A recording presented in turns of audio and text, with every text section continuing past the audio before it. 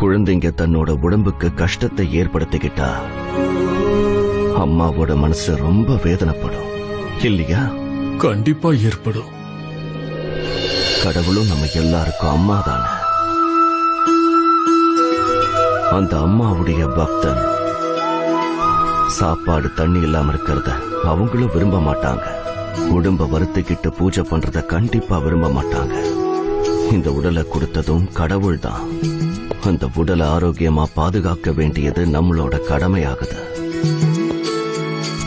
அதனால நேரத்துக்கு ஆரோக்கியமான உணவை சாப்பிடணும், நல்லா வாழணும், உடலையும் மனசையும் எப்பவும் சுத்தமா வச்சுக்கணும்.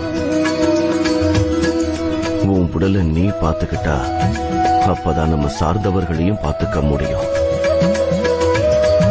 நீயே யோசி, ஒருவேளை இன்னைக்கு உனக்கு ஏதாவது ஆயிருந்தா உன் குடும்பத்தாருடைய நிலைமை என்னவாயிருக்கும்? எனக்கு புரிஞ்சிருச்சு.